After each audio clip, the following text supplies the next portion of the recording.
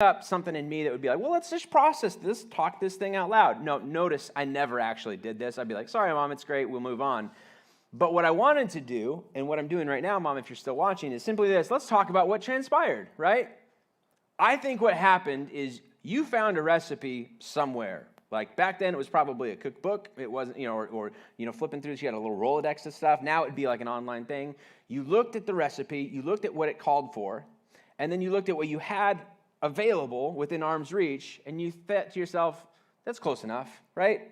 And this is what I'm going to, I'm going to go with what's close enough. And I get it. Listen, it's fine. It's whatever. But there's also, have you ever sat down at a meal that was so clearly thought through that as soon as you take the first bite, you're going, this is different. This just tastes different. It hits different. It's so good. And you start making noises with your mouth that you're like, I don't know if this is appropriate, but this is so good. Where did you get this? Where did you get this? Like there's some ingredient. You're like, where did you find this?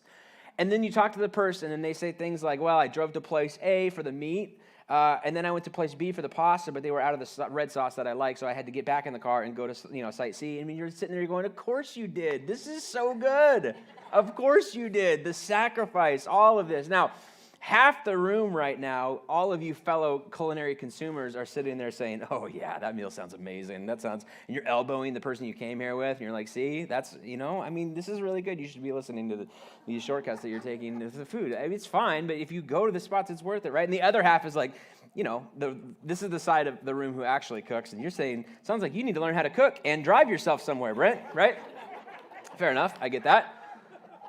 The goal of all of this is not to have you leave here with a commitment to cook better meals, although that would be a nice side feature. That would be fantastic. My wife was in first service. It was great. I was like, I'm not speaking of you, but let's figure it. Anyways, there's the idea behind all of this is to talk about how, and we can see this and we can feel this, and this is a truism that I think really stands out when it comes to food. But there is an exceptional way to cook food, and in that way, no shortcuts are taken, and it is very often the long way around. Have you ever commented about somebody's food and you're like, this is amazing, and immediately they go into how long it took them to make this? My dad is the king of this with this barbie. He bought a Traeger a few years ago, and now he measures his life in the hours that something was on the Traeger. I set my alarm. I woke up at 2. I turned it on to smoke, and then I woke up back up at 4, and then I turned it up about 10 degrees, and then I went back to sleep, and I woke up at 7, and I roasted that for 7 hours, and then I flipped it, and then you're like, do you have thank you. This is amazing. Thank you for the sacrifice. Do you have a job? Do you have anything else that you're doing in life? Is it just this? I mean, I love it. It's so great. This is a series not on cooking. It's on integrity, though. It's called The Long Way Around, a series on integrity. And I said all of that because I think the same thing can be said about life as well. In the same way that being true to the recipe, right? Staying true to this idea of this is what it's going to take and this is what I'm going to do. There's not going to be any shortcuts taken. If it needs to be exceptional, it's going to be this. And it's oftentimes the long way around. I think that there is an exceptional way to do life in general. I think that in this way of doing life that is exceptional, no shortcuts are taken, and it is very often the long way around. I think that to kind of provide you with a loose definition of integrity, I think it's doing the right and noble thing because it's simply the right and noble thing. Choosing to do it because that's just the way that I'm supposed to do it, even when it benefits me, when it's to my benefit to kind of do it the right way, but also when it costs me something, and almost especially when it costs me something. We have a deep respect for people who do what's right, especially when it costs them something. When we find out about it, when we hear about it, not when they tell us about it, because then that kind of ruins it, but when we find out about it, and they could have taken a shortcut and they could have done something else, but they didn't. They stuck it out in the long haul, and they made the long road, and they took the long way around to something, and you look at that and you go, good for you. Like that's an exceptional way to sort of do life. There's an integrity to this. And integrity means it all fits together. This is what it was supposed to be. We stayed true. The recipe says 1 cup of almond flour. I got 1 cup of almond flour. If I didn't have it, I drove somewhere and I got it. Or I talked to my neighbor who always has that kind of stuff, right? I did it as it was called for. I made the right decisions in the right way. We don't use the term integrity a whole lot in our culture, perhaps because those who do claim it or claim to have it very often don't, right? Politicians, car dealerships, pastors, all that kind of stuff. who claim to have integrity and then kind of don't.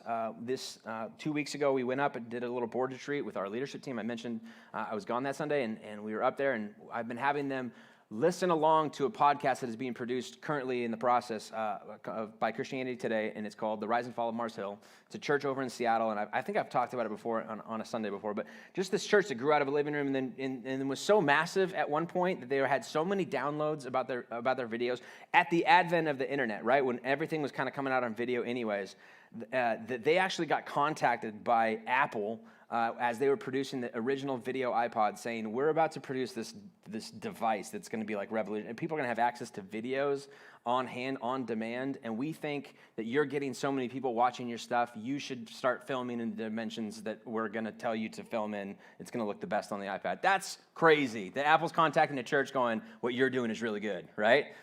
Like, that's insane. And so this church was crushing it, and then all of a sudden these stories begin to come out, and this podcast documentary basically walks through this really lack of integrity within the leadership, and everything begins to kind of fall apart in this way. And I wanted our leadership team to listen to this, not to celebrate somebody's failure, but to identify the fact that, listen, they in that moment didn't realize the blind spots that were happening. I don't want us to miss blind spots. I want to make sure that we're leading with integrity. I want to make sure that this is critical for us. And so listen to this. I had said, listen to this episode. We're going to go up. We're going to discuss it. And then when we sat down to discuss things, I opened up our kind of devotional that morning by simply saying this. You do not have to have integrity to lead, to be a leader. You do not have to have integrity to be a leader. It was like silence, pin drop. They're like, this is what we just talked about. You need integrity. And I said, yes, except for the follow-up is your integrity will make you a leader worth following. There are people who you work for who are your supervisors or project managers, and they have positional leadership, but they do not have integrity, and they're definitely tough to work for. And if you weren't getting paid to do it, you wouldn't be there, right? And then there are people who lead with integrity, and there's something about it that's like, I like working for this person. There's to some degree, I would do this even if I wasn't paid to do this, right? Or there's just something about it that means something different. To lead with integrity is to be a leader worth following. Now, it extends far beyond leadership, personal leadership, in case positional leadership isn't like in the cards for you, or you're not interested in that sort of thing, and I'm just different in that way. But I would say that your personal integrity is far more reaching than your talent, your education, your background, or your network of friends. Having the right network of friends, knowing the right people, getting the right letters after your names can open doors for you. There's no doubt about that. But your character and your integrity will determine what happens once you pass through those doors. Your good looks and your net worth may get you married, but your integrity will keep you married. Your God-given reproductive system may enable you to produce children, but your integrity will determine your relationship with them. Your integrity biblically is so important that in the Old Testament, there's like different genres of sorts of the types of books, and one of them is the book of Proverbs. This was oftentimes a curriculum given to parents to be like, raise your kids with these kind of principles in mind. They didn't have schools. It would be like, here's the book of Proverbs, make sure they know these life principles kind of growing up. And so many of these Proverbs deal with integrity, the word, the idea, this idea of who you're building, what kind of a person you're building in this way. And Proverbs chapter 10, verse 9 says this, he who walks with integrity walks securely. This would be a phrase that like parents would train their kids as they're going out and going to school. Don't forget, hey buddy, don't forget before you go to school today. And you have your little phrase that you tell them, whatever, but this would be for them. He who walks with integrity walks securely. You walk with integrity, man, you can walk with confidence. You know who you are. You know what's going to happen. You're the same person no matter what the situation is. You're the same person to make the right decisions no matter what the cost is. You don't take these shortcuts because it seems easier to get here. You take the long way around in this way. Like many things in life, there's always a dark side to this sort of thing too. Proverbs 11, verse 3 says, the integrity of the upright will guide them, but the crookedness of the treacherous will destroy them. It's not something that we're not celebrating the destruction of people. We're just noting that the fact that the integrity of the upright guides them. When they're the same person, no matter who they're with, when they don't tell lies, they're not trapped in that spot where they're like trying to keep up this lie and can't remember who they told to which thing. And did I tell them this? I got to tell them this. The integrity of the upright guides them. But what happens when the brokenness comes, when there's disintegrity, when there's a lack of integrity, when there's treachery involved in this sort of things? Oftentimes it leads to a broken life. Like your sin will find you out. We all have these phrases that we grew up with to be like, eventually this catches up with you, and it's not great in that way.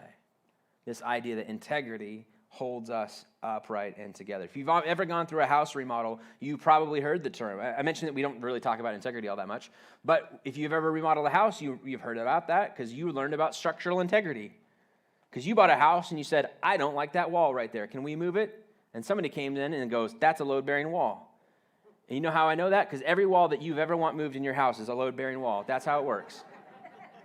That's just a truism. I have no facts about that. I'm just telling you, they all are. And you're like, how? We bought a 50-year-old theater, and we walked through, and we're like, we could do this, we could do this, we could do this. And they're like, load-bearing, load-bearing, load-bearing, load-bearing. And we're like, is there anything not load-bearing? And here's what we found out. The only thing in this whole theater, really, that is like non-load bearing is if you look right behind you, for those of you watching online, this doesn't mean anything, but if you look right behind you, I'm not supposed to do this as a speaker, take the attention off the front, but that's okay. Behind you and above you is is an old projection booth. Now, it currently serves as my office. You'll notice there are no beams out there supporting. It's just like an overhang, and it's cement, and it's solid, and it's meant to bear a certain amount of weight. How much weight? We don't know. I don't know. I've never had anybody professionally look at it. I store my bookshelves in there, and I'm nervous every time I bring home a new book and store it. I'm like, is this the book that it all collapses on it? I've stopped buying hardcovers, everybody. It's only soft covers, and you're sitting under there right now. I just ruined your whole morning. You're shifting over, and I can't blame you at all. But that is designed to bear a certain amount of weight. Again, we don't know how much it is, but it's there, and that's the point of it. And as soon as you go past that, then bad things begin to happen. Your roof at your home is designed to support a certain amount of weight. Not just the certain weight that it's currently at. There's also a margin that goes beyond that. Why? Because it snows around here. Not very often, but once in a while. And that accumulation of buildup, and your hope and my hope is that your home and my home has a structural weight limit that is higher than it currently is facilitated for. No matter what really comes, we're going to be okay. Because when we get on our roof, when I get on my roof in about a month, 2 months, how long is Christmas? How many days until then? 5 days before that, when I get on my roof to put up my lights, I want to make sure I don't come collapsing through my kid's room. You know what I mean? That's structural integrity. And here's the definition in my research that I did. The ability of a structure to withstand its intended load without failing due to fracture or fatigue. And that's what happens when you begin to overload it. It either fractures in the moment or fatigues over time. And the damage, here's what's interesting about this. The damage to this kind of thing is not isolated. When a load-bearing structure falls, the load is transferred to and potentially overloads surrounding support structures. Meaning, if that thing caved in or your roof caved in, it would also kind of cause a cascade of issues beyond that. It's not just this one thing. It goes beyond this to translate that back over, because again, we're not talking about buildings, we're talking about you, me, we're talking about the person you drove here with, that you're married to, that you live with, or whatever, right? Your lack of integrity affects me. Your lack of integrity in your relationship affects the person that you're in a relationship with. When you decide to not live an fully integrated life, when you begin to not value integrity or not value character, when you take the shortcut, when you don't take the long way around, it begins to affect me. This is why teachers, when they have a student in their class who for a long period of time has been doing good, showing up, turning in homework, good grades, and then all of a sudden it's like something went off the cliff, what's almost the first question they ask? What's going on at home?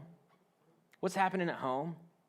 It's not like this kid all of a sudden got dumb today. It's probably something taking place at home that has begun to cascade over. There's decisions being made. There's things that are happening. There's bad decisions. There's something happening that's overflowing into this, that now this kid is struggling, and how do we kind of be important and support them in that way? One person's decisions affect others. The load is always transferred.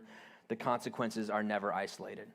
This is something we know intuitively, but we fail to take into account when we're operating with our own level of integrity. We tend to expect it from other people, but again, if I mess this up, I'm only hurting myself. And it's just not true. If you're taking notes, here's a couple of kind of takeaways, or all of these are going to be on the notes section on the app. If you go to eastlaketricities.com/notes, all those kind of things. But anyways, number one is simply this. Thoughts to take away from this as we kick off this series and just get our minds geared around this idea of integrity. We expect integrity from the people around us. You may have never talked about it, but you expect integrity from your boss and from your teacher. You expect to be paid the right amount for the right hours worked.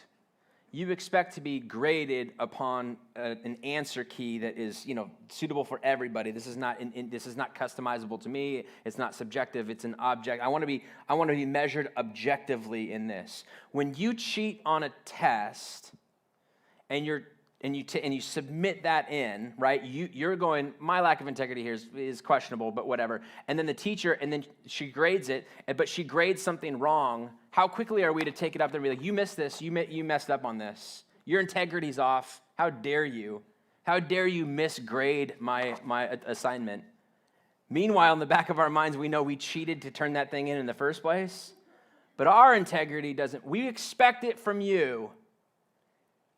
And we sort of justify things with ours, right? Ours seems a little bit more malleable, a little bit more workable, a little bit more understanding in this way. But we live in a world where we expect integrity from the people around us. And this idea of integrity assumes an ought to that we believe stands outside you, that we readily appeal to, that we assume everybody else is accountable to.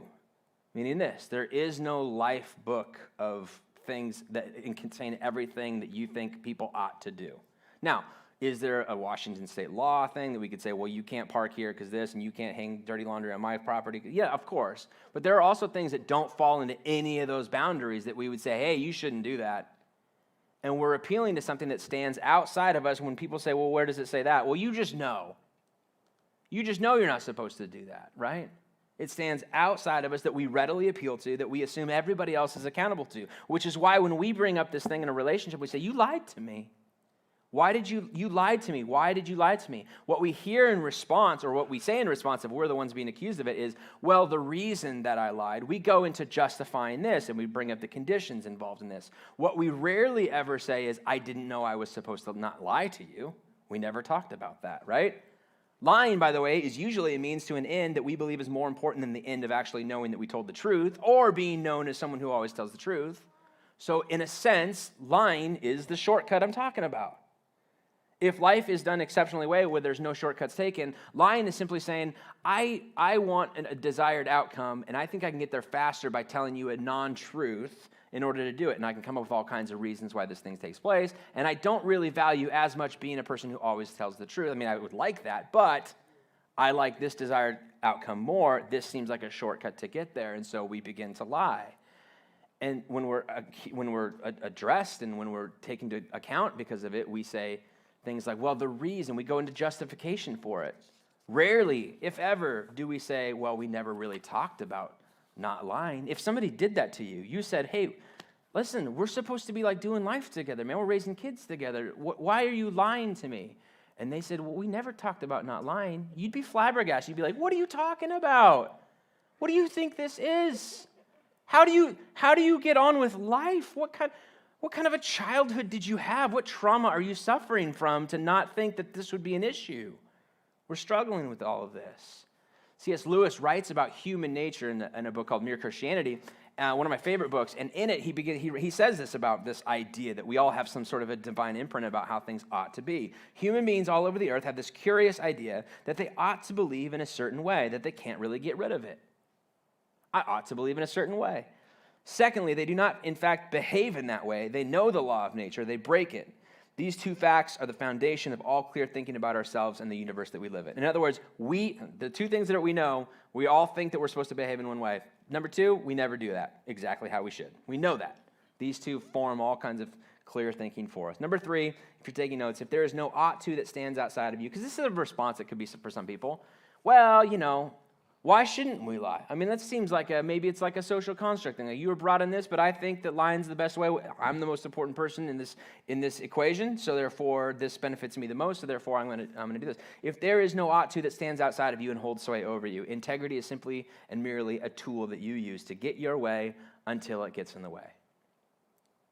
And if you don't value integrity, or you would say that you value it, but I only value it to the point that you think that it's a good thing to have, and you want your significant other to have that, and I want to be your significant other, so therefore I will leverage integrity to the best use of my ability as long as it works for me. And as soon as it doesn't, as soon as it gets in the way of me achieving a shortcut and a desired outcome that I want, then I'll sacrifice my integrity for it, and I'll play this game about why is this important anyways? Why should we ought to do anything?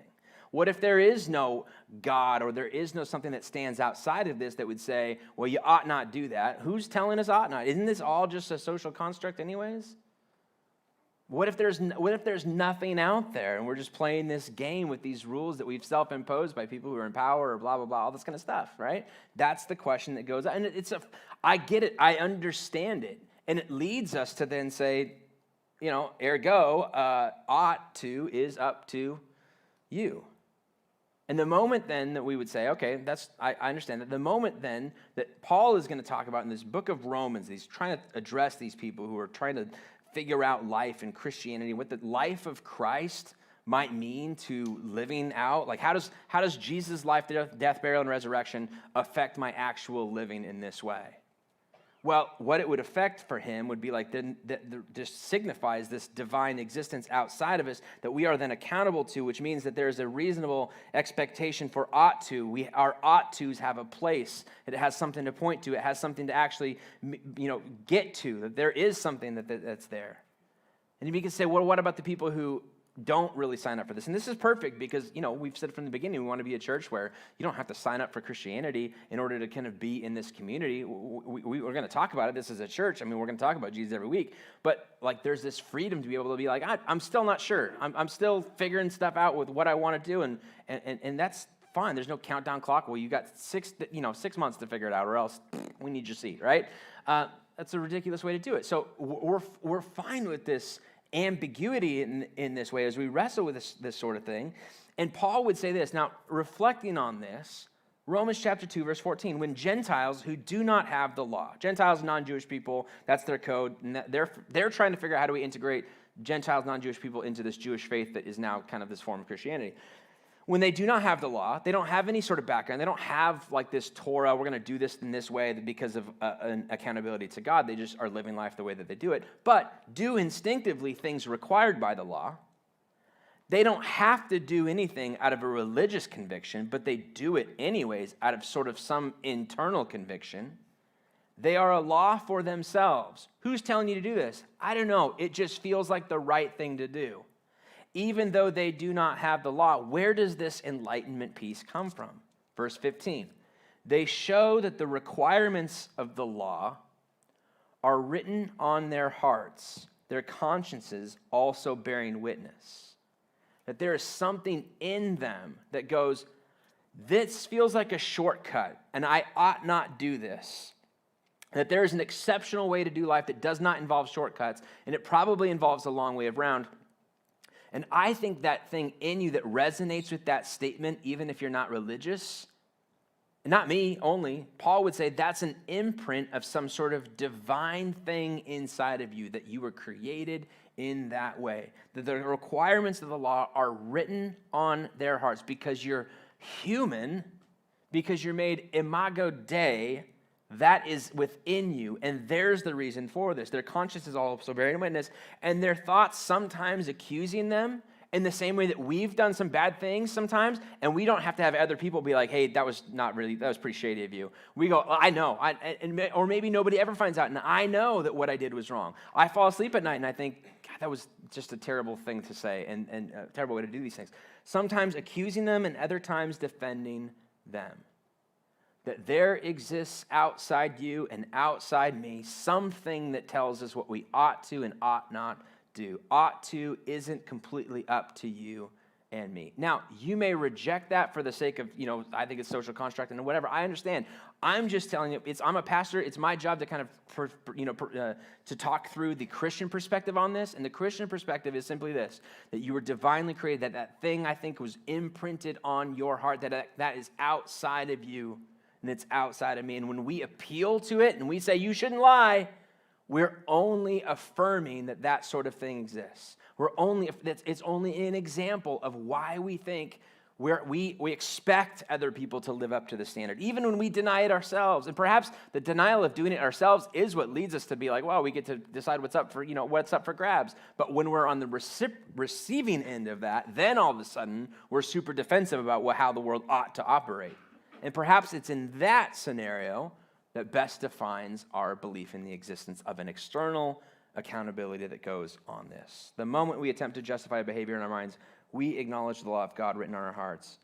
I think it's anchored by something beyond our fluid preferences. I think it's more than just being a good person. I think it's being in sync with the will of God in your life. And when you do what's right and it costs you, and that really is a big qualifier, when you do what is right and it costs you, you declare the rule of God over you. When you decide, I'm going to do this, I'm not going to take a shortcut, I'm going to take the long way around on this whole thing, and I know it's going to cost me. Why am I doing that? Not just because I expect other people to do this, because you could justify it in your brain, but we do this because I think this is what we're created. I think this is a part of what it means to be human, what it means to be imago Dei, created in the image of God, that there is an exception. And if this phrase stuck in our brains, as we're going to talk about for the next 3 or 4 weeks or whatever on this series, if we go through life, and you go through this week all of the different scenarios of being a dad and mom and a coworker and a boss and all this kind of stuff, whatever, and we reflected on this to some degree at some point during this week, I think that this will be a fruitful use of our time, that there is an exceptional way to do life, and in that way, no shortcuts are taken. It is very often the long way around. And that is what we're going to be talking about for the next couple of weeks. So I've got a little bit of homework for you. I put together a few questions to continue the conversation. These can be completed, there's no quiz at the end or anything like that. But if you are here with somebody, maybe it's a high school student, or maybe it's a spouse or a significant other or whatever, or maybe it's just you, but you have friends that you wouldn't mind, taking out to coffee and being like, hey, let's dive into this a little bit further, because integrity sometimes is difficult to kind of, everybody thinks that they're kind of integrity. Nobody sees greed in the mirror. Everybody thinks they see integrity in the mirror, right? That's how this whole thing works. Talking through this and kind of reflecting on this, here's some questions to continue the conversation. Number one, have you ever done the right thing because it was the right thing and paid a price as a result? And was it worth it? Number two, have you suffered personally because of somebody else's lack of integrity? And the consequences of their lack of integrity cascaded over into affecting you? I want you to talk through the realities of how we think my decisions only affect me, but that just isn't true in how it plays out. And then lastly, would you commit Proverbs 11:3 to memory, which is simply that verse that says the integrity of the upright will guide them, but the crookedness of the treacherous will destroy them. Father God, as I go through my week, let me remember that the integrity of the upright guides them. That's what I want. I want to be guided in this way, but the crookedness of the treacherous will destroy them. Let's pray. Father, our prayer is that we would recognize the importance of integrity in our personal life. That as much as we expect it from other people, it is expected from us, both from the people that we do life with, but also by you. We apologize and look back on those times that it hasn't been the case, that we've perhaps devalued that or written that off. Help us to this week, as we go from here, to begin to see the effects, how all of this plays out, and what integrity could look like for somebody like me in the arenas of life that I find myself in. Give us the wisdom to know what it looks like, the courage to do something about it. In your name, amen. Amen. All right, that is part one. The goal of the beginning of every series is just get us interested in this thing and kind of move towards. So if it felt like, oh, there was only like 4 Bible verses, keep coming. We'll be all right. We'll get there, I promise. Here's the game plan. Next week, I am taking our family to Disney World, which is super exciting. This is a trip we were supposed to do like last summer and then all that stuff. Anyways, I'm gone next week, but my friend Rich Ward is going to be here. And I wanted to take a second to kind of do this, because normally I'd be in a position to be able to come up and be like, hey guys, Rich Ward's here today. Super excited to introduce him in that way. Since I'm gone next week, here's the introduction to Rich. Rich was one of the people who helped us launch this church. He was on the original launch team. He was also on our board for the first couple of years. When we would have these Connect cards that are in the program that you have today, one of the questions on there is, how did you hear about Eastlake? When we first launched the church, Rich Ward's name showed up more than anybody else's name. It was always Rich Ward. Rich Ward. He was the area director for Young Life, Kennewick, and Richland. He just had connection. He's just one of those people who just, can talk to anybody. You know those weirdos that like go up to Starbucks and they make like 4 friends while they're waiting for their drinks? You're like, why? How do you do that? I'm like, I can't get on my phone fast enough. You know what I mean? But that's the kind of personality that he is. And this thing took off because, in large part, because of Rich and his invitation. Some of you are here because of him, or invited from friends who were invited because of him. Anyways, he's going to be here next week. He has since moved to Portland, and he's partnered up with an organization called Operation One that operates an orphanage out of Uganda. You're going to hear some stories about him and all of that. And he's a great dude. So plan on being there for that. And then the following week, I'll be back to do part 2, and then we'll carry this on through the first part of December. And I think it's going to be about a 4-week series in that way. So next week, though, is Halloween on a Sunday. It's on a Sunday this year. And so we would love, as Jenny mentioned in the video, for you to bring your kids all dressed up. We're also doing, if you're a high school or junior high student or a parent of one of those two things, we're doing a Halloween bash out at the Plemons household in North Richland, pumpkin carving, football, all that kind of good stuff. So mark that. It's a free event. Please come out and kick off Halloween in that way, and it'd be great. All right, would you stand? I'm going to read a closing benediction for you and then get you on your way. Here's what it says. Lord, help us not to take offense at those who question and judge our works of mercy. Rather, enable us to pray that they too might receive the merciful call into new life with which you have blessed us. Amen. May that go with you this week, whatever it is that you're facing. If we have never met, I'll be in the lobby right after this. I would love to put a name to a face. Other than that, see you in 2 weeks as we continue the long way around. Have a good